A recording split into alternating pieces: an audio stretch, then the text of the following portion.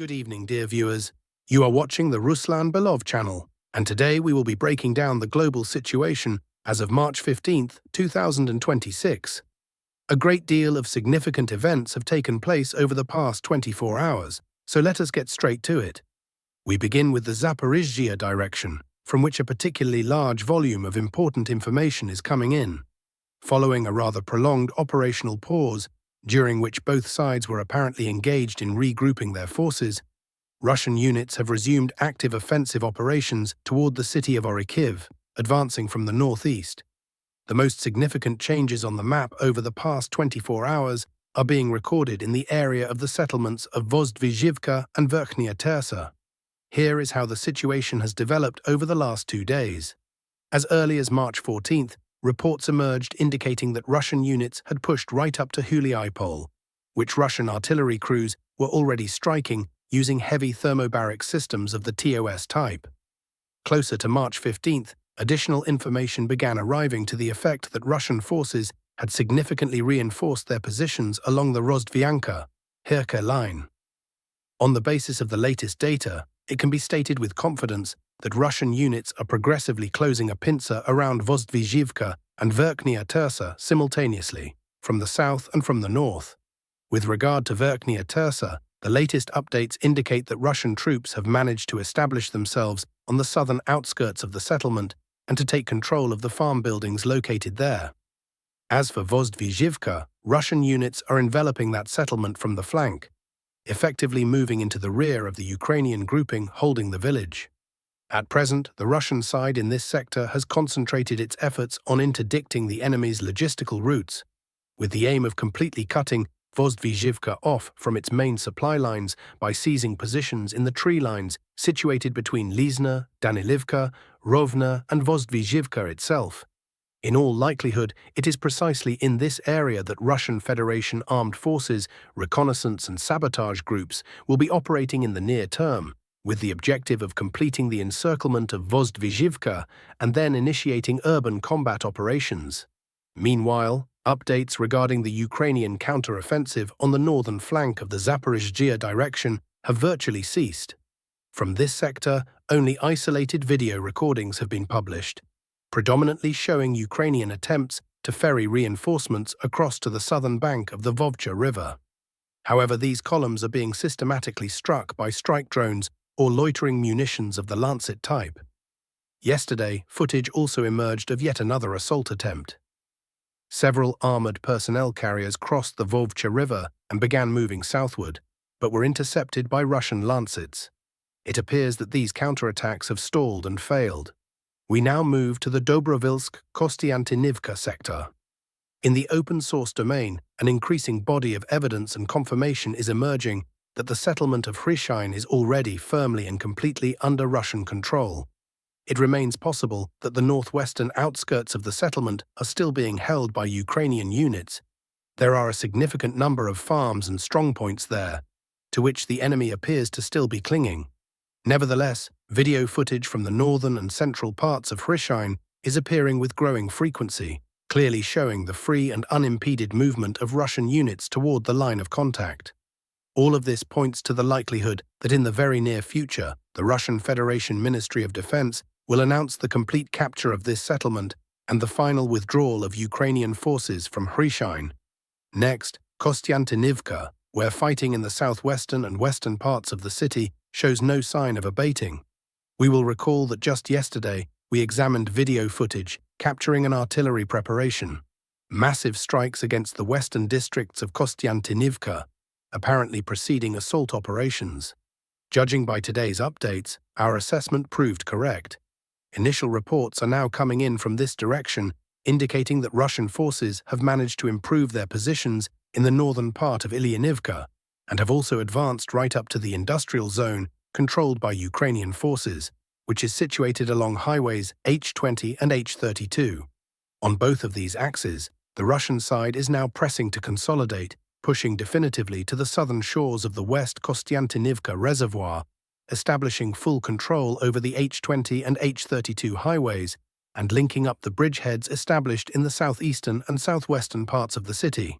Now, the Sloviansk sector of the front. No map changes are being reported from this direction. There are only isolated video recordings of strikes by FAB glide bombs against high-rise residential buildings in Lyman targeting Ukrainian positions. These recordings confirm that fighting for Lyman is ongoing and that the Ukrainian side at this stage is holding its positions within the city.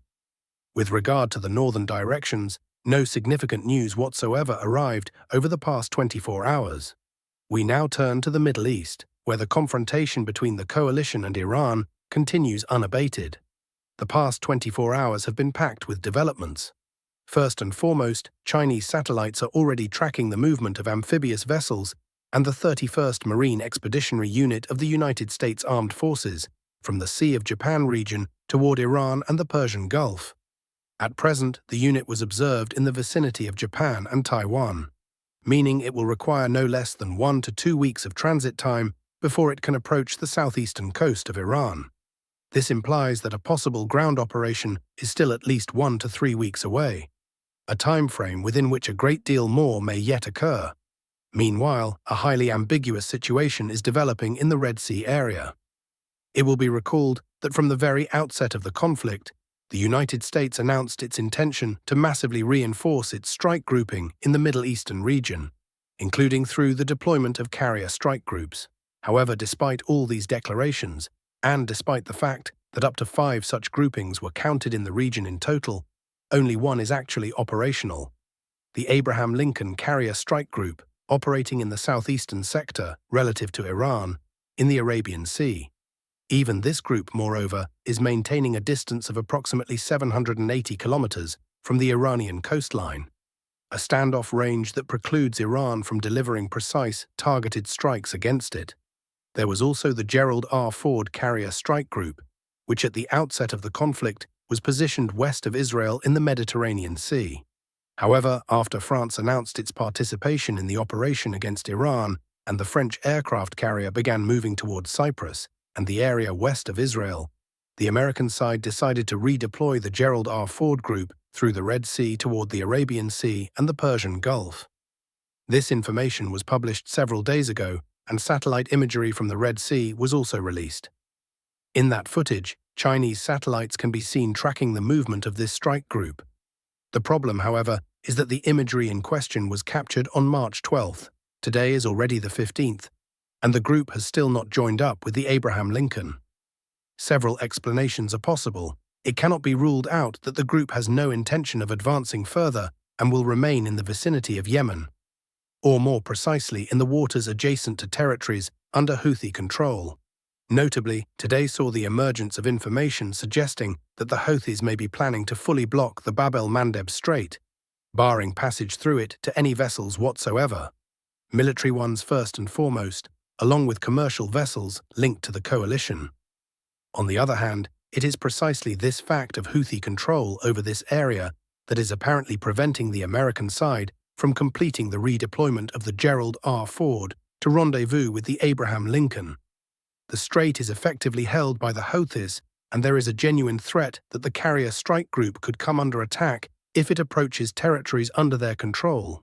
The situation thus remains extremely convoluted, and how exactly it will be resolved is difficult to predict. Meanwhile, mutual strikes against infrastructure targets continue without interruption. Iran has focused its efforts on hitting American military bases and facilities on the territory of the United Arab Emirates, from which strikes against Iranian territory are being launched. In response, Iran is striking the UAE.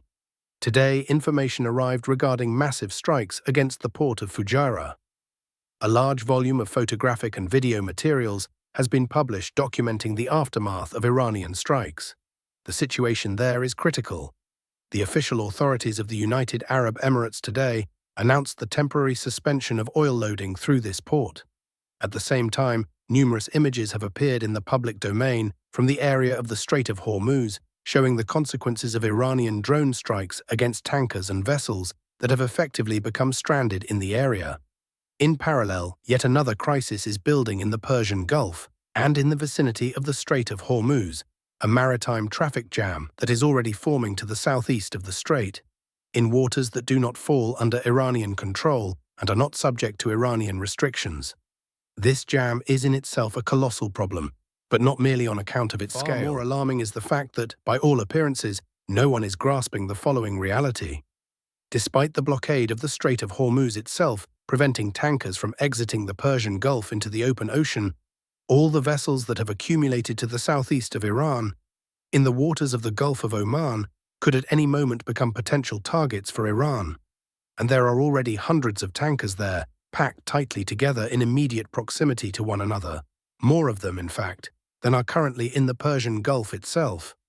It is worth noting that the Iranian side is striking the settlement of Sahamak and the port infrastructure of Fujairah without any apparent difficulty, meaning that technically nothing prevents Iran from at some point shifting its priorities and beginning to strike these accumulated vessels as well. Yet nothing is stopping the further build-up of this jam.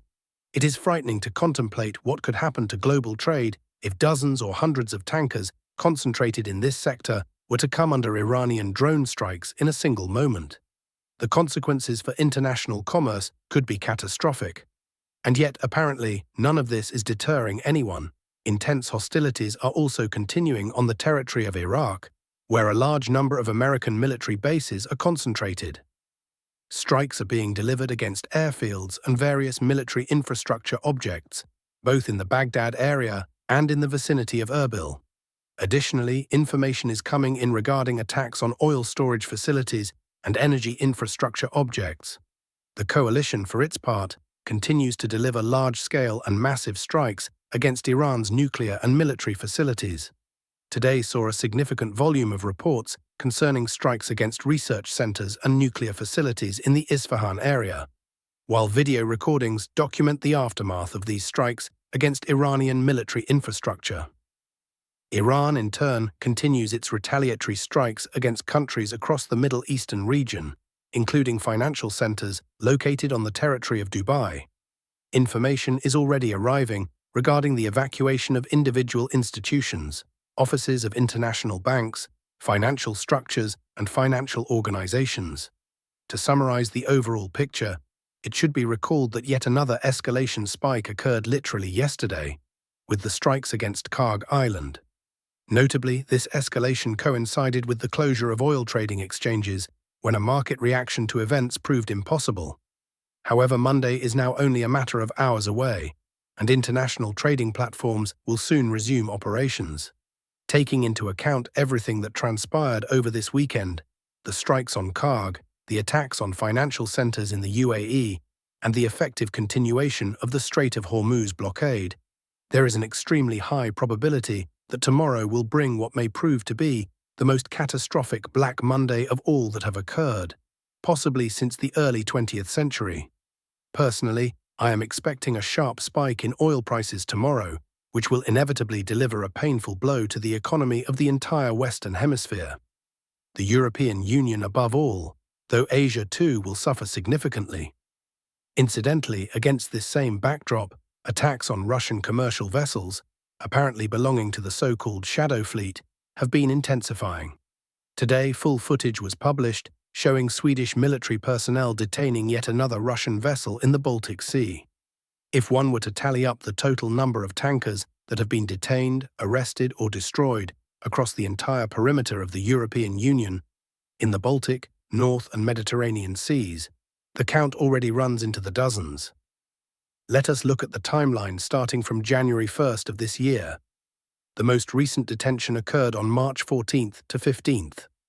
Several tankers were arrested on March 7th. This information was widely published across open sources. In early January, several vessels were detained in the area between Finland and Estonia. Video recordings of the operation, apparently conducted by Estonian or Finnish special services, were also published. Arrests of Russian tankers were recorded in Danish waters as well, and along the shores of Belgium and the United Kingdom, again with corresponding video documentation. This year has also seen incidents south of France in the Mediterranean, where reports were likewise published regarding the detention of vessels linked to the Shadow Fleet. All of this is occurring against the backdrop of strikes on several tankers using naval drones, including the incident off the coast of Sicily, which took place on March 4th. Simultaneously, attacks on vessels in the Black Sea are continuing. The bottom line is as follows. In the year 2026 alone, Dozens of tankers linked to the Shadow Fleet, to Iran, or to China have been seized, arrested, detained, or destroyed. All of this, of course, provides additional upward pressure on oil prices. In essence, what we are witnessing is an element of a political game being played by European nations, aimed at avoiding any appearance of weakness, demonstrating resolve, and signaling that no lifting of sanctions against the Russian Federation is on the horizon. In this context, it is of paramount importance to understand what retaliatory steps the Kremlin is preparing. That is all for today, dear friends. Thank you for watching. Please subscribe to the channel, hit the like button, and all the very best to you.